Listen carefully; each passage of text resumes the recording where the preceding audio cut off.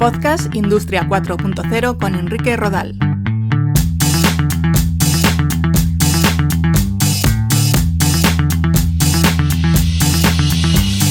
¿Qué tal? ¿Cómo estáis? Bienvenidos, bienvenidas a este nuevo episodio de Podcast Industria 4.0 en el que vamos a hablar sobre el impacto del metaverso en la industria y en las empresas. Comenzamos.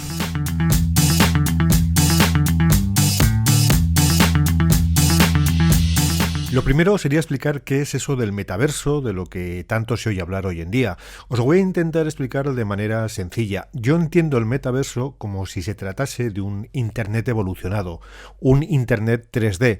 Se trata de utilizar Internet para recrear virtualmente espacios en los que podemos desplazarnos a través de avatares. Un avatar es un personaje tridimensional personalizado que tendremos que crear para acceder al metaverso y que nos servirá para interactuar con empresas y con personas. Si eres aficionado los videojuegos sabrás perfectamente de qué estoy hablando. Se trata de un personaje que te va a representar en ese mundo paralelo que es el metaverso, al igual que lo hace tu perfil en redes sociales, etcétera. ¿Y qué se va a poder hacer en el metaverso? Pues se intuye que muchas cosas. Visitar espacios recreados de forma virtual como tiendas, monumentos, museos, casas y todo lo que te puedas imaginar. También crear salas virtuales en las que te puedas reunir con otros avatares para charlar, para trabajar o para jugar, por ejemplo. La clave es que para poder disfrutar de esta experiencia al máximo tendremos que emplear herramientas inmersivas como la realidad virtual. Utilizaremos visores para poder disfrutar de estos entornos. Seguro que la realidad virtual es algo que ya habéis probado y no hace falta tampoco explicaros mucho más en qué consiste. Hablamos, por tanto, de una realidad virtual en la que las fronteras del tiempo y del espacio no van a existir. Vas a poder realizar una visita a una tienda virtual, por ejemplo, en Estados Unidos, sin necesidad de coger un avión y a la hora que quieras, ya que el metaverso no cierra. Gracias al metaverso vas a poder jugar videojuegos de una forma más inmersiva y realista, acudir a conciertos de música, visitar exposiciones virtuales, disponer de espacios de trabajo también virtuales, comprar objetos virtuales y exponerlos, vender todo tipo de bienes, también en este caso reales. Luego ahondaré en los usos orientados a las empresas y a la industria. Y en cuanto al origen del concepto de metaverso, desde luego no es algo nuevo. Ya aparece en la novela de 1992 Snow Crash de Neal Stephenson. En ella ya habla de mundos paralelos y de personajes representados por los avatares. Acercándonos más en el tiempo, podríamos hablar de Second Life, un primer metaverso virtual lanzado en 2003 en el que podías interactuar con personas y disfrutar ciertas experiencias, pero no existía ese concepto de realidad inmersiva que va a marcar el futuro metaverso. Una vez explicados los conceptos básicos del metaverso, abordemos cuál puede ser su impacto en las empresas. Algunos os preguntaréis qué tiene que ver el metaverso con la industria 4.0. Bueno, en la medida en que hay tecnologías como la realidad virtual, la realidad aumentada, la realidad mixta y las realidades inmersivas, que son tecnologías habilitadoras de la industria 4.0, está claro que el metaverso se puede englobar en los conceptos de transformación digital en las empresas e industria 4.0. Algunos ejemplos. Está claro que el teletrabajo ha proporcionado ventajas evidentes en algunos puestos laborales. De cara al trabajador o trabajadora supone un ahorro en tiempo invertido en desplazamientos al puesto de trabajo. Sin embargo, uno de los principales problemas expuestos con el teletrabajo es la percepción del trabajo en un entorno solitario, en una habitación de tu casa, frente a la forma tradicional de trabajo en equipo, en el que compartes tiempo y espacio con otras personas que te ayudan con cualquier duda, tan solo andando unos pasos o alzando la voz. La creación de un metaverso en la empresa supondría combinar las ventajas del trabajo desde casa con la generación de un entorno virtual en el que pudieses interactuar con tus compañeros de forma remota sin tener que utilizar otro tipo de plataformas o herramientas de mensajería o el teléfono. Todo lo que necesitas para trabajar estaría a tu disposición en ese espacio virtual. Y ya no se trata solo de la posibilidad de poder interactuar con tus compañeros, sino también con los clientes. Poderles atender en ese espacio virtual en el metaverso, mediante tu propio avatar, ofreciéndoles cualquier tipo de información que necesiten.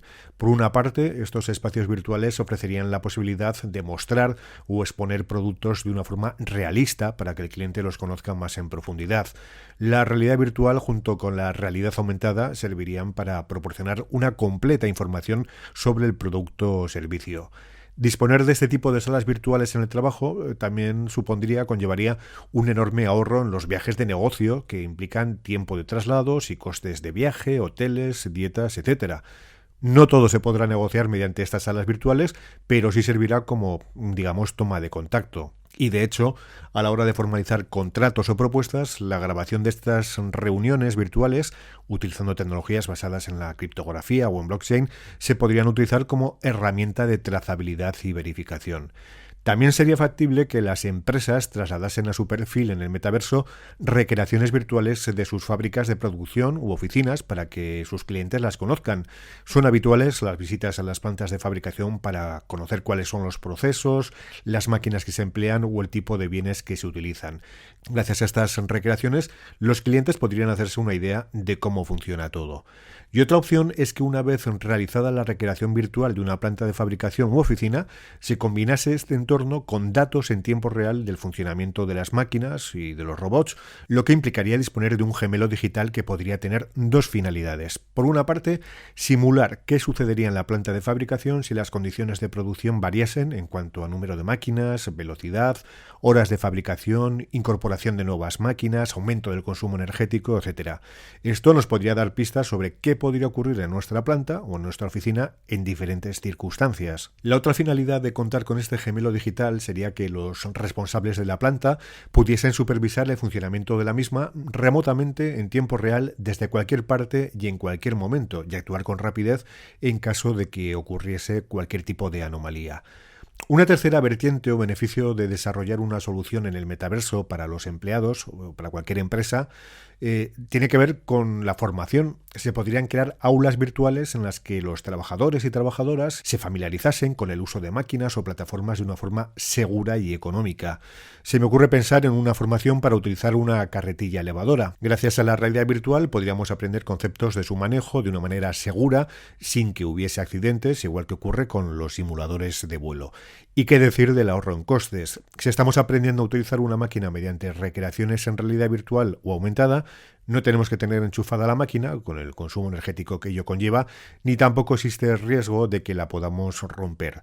Del mismo modo, se podrían llevar a cabo sesiones grupales de formación o de consultas sobre dudas respecto al funcionamiento de determinadas herramientas o procesos. Una última posibilidad, pensando en que nuestra empresa disponga de presencia en el metaverso, sería habilitar un espacio virtual para los responsables de comunicación y marketing en el que poder charlar con periodistas, organizar charlas y conferencias de los responsables de la empresa, ofrecer contenidos multimedia abiertos o realizar convocatorias de prensa. Todo ello sin salir de la oficina y sin los gastos asociados a este tipo de eventos que requieren de disponer de un espacio físico y medios técnicos para captar audio o vídeo. Con este espacio virtual para los responsables de prensa no haría falta.